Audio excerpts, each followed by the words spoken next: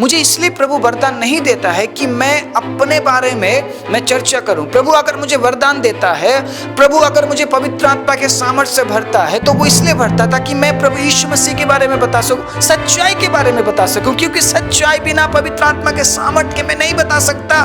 मैं झूठ जरूर बोल सकता हूं, मैं फरेब कर सकता हूं, मैं लोगों को भरमा सकता हूं, लेकिन सच्चाई बोलने के लिए, सच बोलने के लिए मुझे पवित्र आत्मा के सामर्थ्य की जरूरत है।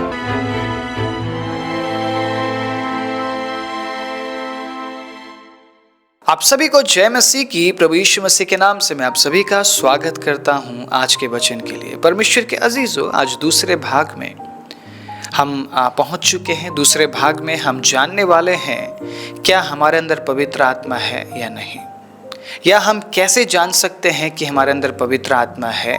क्या हमें अन्य भाषा बोलना ज़रूरी है, या जो अन्य भाषा बोलते हैं क्या सिर्फ उन्हीं के अंदर पवित्र आत्मा है। आज एक बार फिर से मैं आपके बीच में हूँ इन सवालों को लेकर, और मैं जवाब भी दूंगा। पिछले प्रचार में, पिछले भाग में मैंने पहले सवाल को आपके बीच में रखा और उसका जवाब भी मैंने दिया। और वो सवाल कुछ इस प्रकार से था, हमें क्यों पवित्र आत्मा दिया गया है। प्रेरितों के काम 1:8 में मैंने आप सभी को पढ़कर सुनाया है कि क्यों हमें पवित्र आत्मा दिया गया है। और एक बार फिर से मैं आप सभी के सामने इस बात को स्पष्ट करना चाहता हूं, पवित्र आत्मा देने का कारण क्या था, क्यों प्रभु यीशु मसीह ने कहा मैं तुम्हारे लिए एक सहायक को भेजूंगा।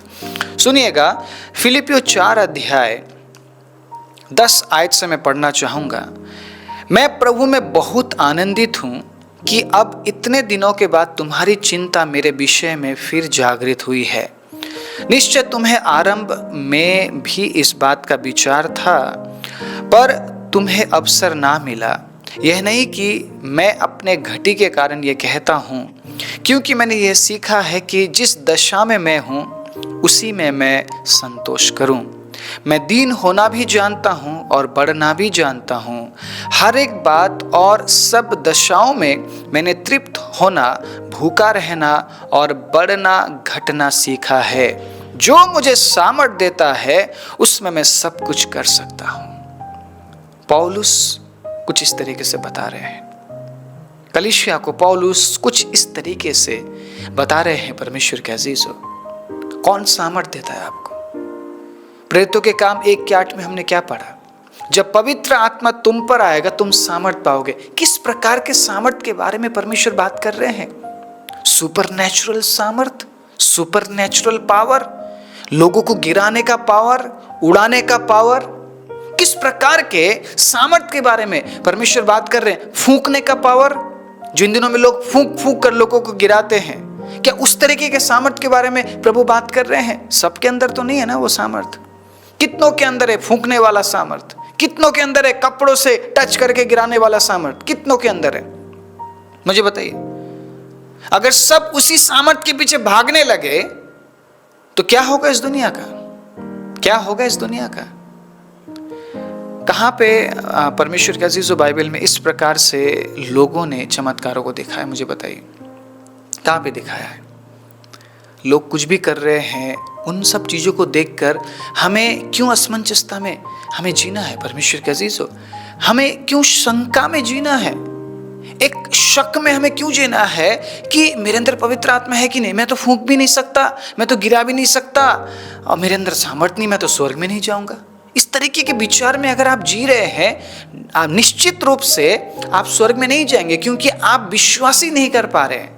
आप प्रभु यीशु मसीह के साथ जी ही नहीं पा रहे हैं, आप चल ही नहीं पा रहे, उसके वचन को मान ही नहीं पा रहे। निश्चित रूप से आप स्वर्ग में नहीं जा पाएंगे। क्या आपको लगता है ये फूंक कर गिराने वाले लोग, कपड़ों से गिराने वाले लोग स्वर्ग में जाएंगे? मुझे बताइए, क्या इनमें वो फल दिखते हैं? मैं किसी का भी नाम नहीं ले रहा हूं, और मैं ये भी नहीं बोल रहा हूं कि अन्य भाषा नहीं बोलना चाहिए। मैं अन्य भाषा के खिलाफ बात नहीं कर रहा हूं, मैं खुद अन्य भाषा बोलता हूं। प्रभु ने मुझे वो वरदान दिया है, और मैं उसका प्रचार मैं पूरी दुनिया में जाकर नहीं करता हूँ कि मुझे अन्य भाषा मिला है, देखो मैं बहुत आत्मिक हूँ। मुझे इसलिए प्रभु वरदान नहीं देता है कि मैं अपने बारे में मैं चर्चा करूं। प्रभु अगर मुझे वरदान देता है, प्रभु अगर मुझे पवित्र आत्मा के सामर्थ्य से भरता है, तो वो इसलिए भरता ताकि मैं प्रभु यीशु मसीह के बारे में बता सकूं, सच्चाई के बारे में बता सकूं। क्योंकि सच्चाई बिना पवित्र आत्मा के सामर्थ्य के मैं नहीं बता सकता। मैं झूठ जरूर बोल सकता हूं, मैं फरेब कर सकता हूं, मैं लोगों को भरमा सकता हूं, लेकिन सच्चाई बोलने के लिए, सच बोलने के लिए मुझे पवित्र आत्मा के सामर्थ्य की जरूरत है। हालेलुया। मैं झूठी भविष्यवाणी यूं ही कर सकता हूं, लेकिन मुझे सच्ची भविष्यवाणी करने के लिए पवित्र आत्मा की सामर्थ्य की जरूरत है। मैं झूठी चंगाई के लिए मैं यूं ही प्रार्थना कर सकता हूं, लेकिन सच्ची चंगाई के लिए मुझे पवित्र आत्मा के सामर्थ्य की जरूरत है। आप समझ रहे मेरी बात? दुष्ट आत्माओं को परमेश्वर के अजीजों, मैं बिना पवित्र आत्मा के सामर्थ्य के नहीं निकाल सकता। हाँ, मैं ये बोल सकता हूं मैं निकाल सकता हूं, लेकिन वाकई में जब निकालने का समय आएगा तब दुष्ट आत्मा ही बता देगा मेरे अंदर सामर्थ्य है कि नहीं।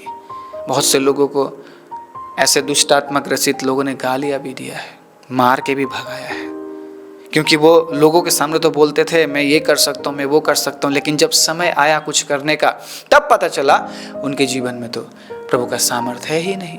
परमेश्वर आपको सामर्थ्य क्यों देते हैं, इस बात को समझना जरूरी है। परमेश्वर के सामर्थ्य को गलत रीति से अगर हम इस्तेमाल करने लग गए, गलत तरीके से अगर हम इस्तेमाल करने लग गए, गलत बातों के लिए अगर हम इस्तेमाल करने लग गए, परमेश्वर के अजीज क्षमा नहीं मिलेगी हमें। पवित्र आत्मा के बारे में तो बिल्कुल भी हमें परमेश्वर के अजीजों मजाक के तौर से हमें कामों को नहीं करना है।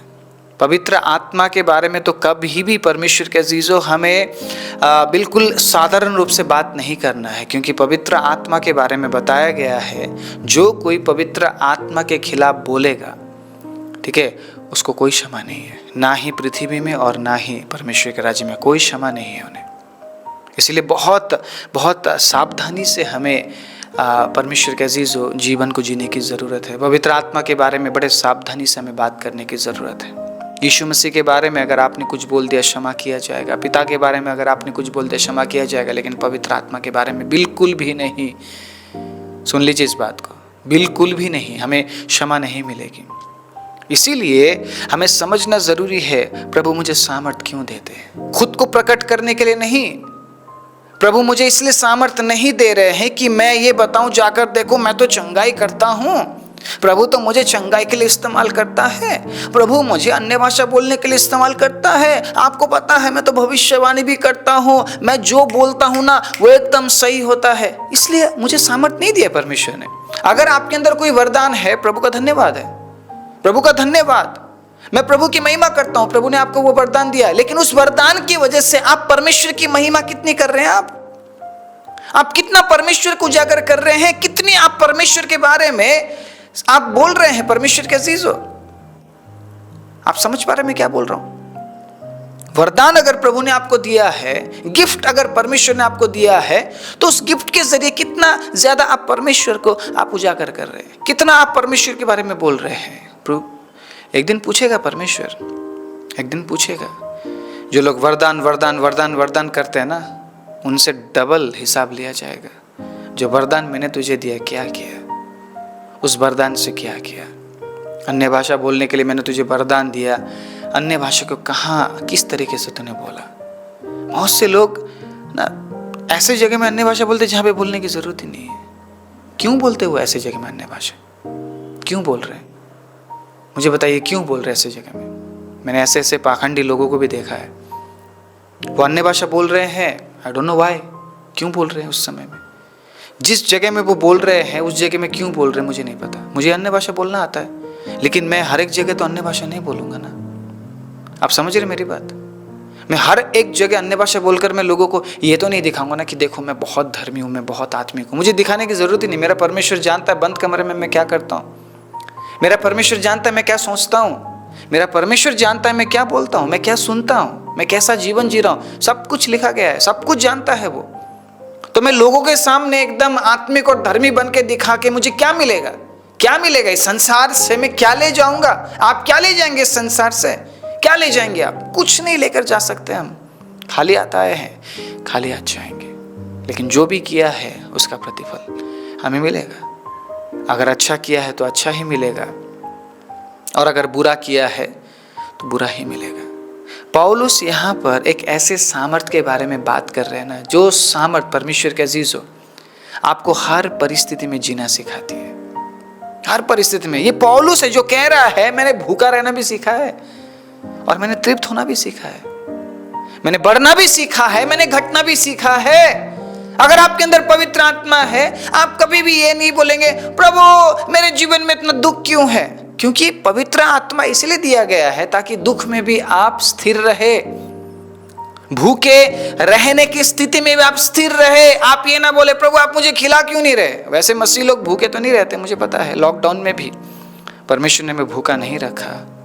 लेकिन अगर इन केस अगर ऐसा परिस्थिति आ भी जाए, आप कभी परमेश्वर पर दोष नहीं देंगे, आप कभी दोष नहीं लगाएंगे कि प्रभु आपकी सेवा करता हूं, आपके पीछे चलता हूं, देखिए प्रभु मैं तो भूखा हूं।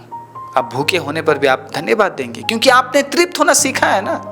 उस हालत में भी आपने तृप्त होना सीखा है। आमीन, हालेलुया।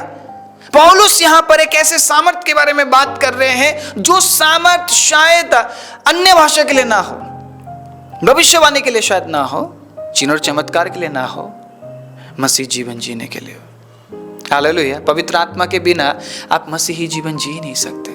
पवित्र आत्मा के बिना लोग चमत्कार जरूर दिखाते हैं, चंगाई के बारे में बहुत कुछ बोलते हैं, भविष्यवाणी करते, लेकिन पवित्र आत्मा के बिना आप मसीही जीवन नहीं जी सकते। लिख कर ले लीजिए, लिख कर ले लीजिए।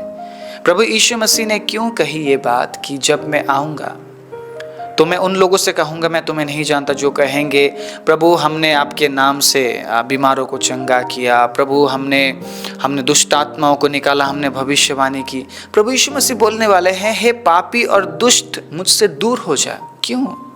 क्योंकि उन्होंने पवित्र आत्मा के बिना उन कामों को किया। पवित्र आत्मा बिना आप कनेक्ट हो ही नहीं सकते परमेश्वर के साथ। जो गीत हम गाते हैं ना, पवित्र आत्मा जो गीत हम गाते हैं, उस गीत के अंदर परमेश्वर के अजीजों किस तरीके से शब्दों को जोड़ा गया और बोला गया है कि पवित्र आत्मा आप मुझे यीशु के पास लेकर जाते हैं, पवित्र आत्मा आप मुझे परमेश्वर के पास लेकर जाते हैं।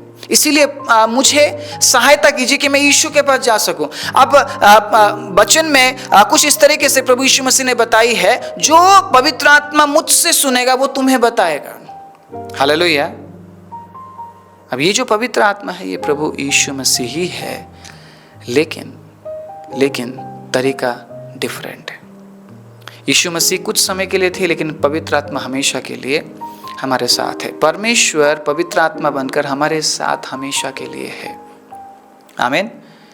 तो उस पवित्र आत्मा को लेकर कभी भी हम एक ऐसे जीवन को ना जिए जो जीवन बड़ा साधारण है ना, और कुछ भी कर रहे हैं, पाप भी कर रहे हैं तो कोई फर्क नहीं पड़ता, झूठ भी बोल रहे तो कोई फर्क नहीं पड़ता।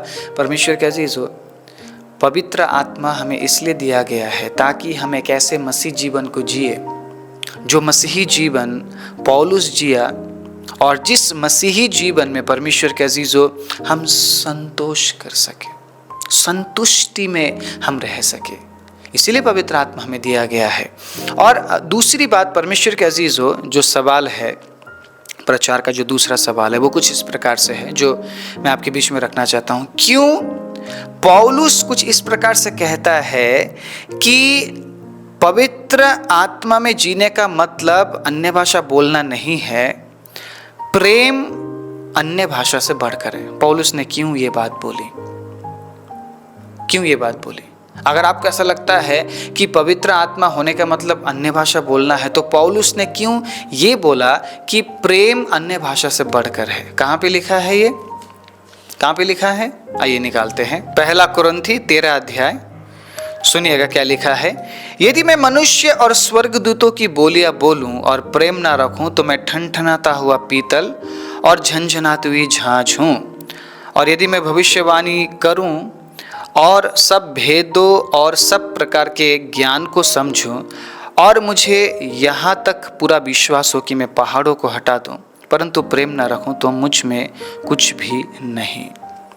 यदि मैं अपनी संपूर्ण संपत्ति कंगालों को खिला दूं या अपनी देह जलाने के लिए दे दूं और प्रेम न रखूं तो मुझे कुछ लाभ नहीं। अब प्रेम के बारे में पौलुस ने एक्सप्लेन किया है, अच्छे से बताया है प्रेम के बारे में। मैं प्रेम के बारे में बात नहीं कर रहा हूँ आज, मैं बात कर रहा हूँ पवित्र आत्मा को लेकर, और मैं ये बात कर रहा हूँ कि आपके अंदर पवित्र आत्मा है कि नहीं। अब पौलुस यहाँ पर अगर ये बोल रहे हैं कि अन्य भाषा से बढ़कर है प्रेम रखना, तो पौलुस यहाँ पर अन्य भाषा को ज़्यादा महत्व नहीं देते हुए दिख रहे हैं। हालेलुया। पौलुस का कहने का मतलब पता है क्या है? सीधा और सरल है। प्रभु के वचन में जो लिखा है, आप बहुत ज़्यादा अन्य भाषा बोलते, लेकिन अगर आपके अंदर प्रेम नहीं है, कोई फायदा नहीं, मत बोलिए, बेकार है वो।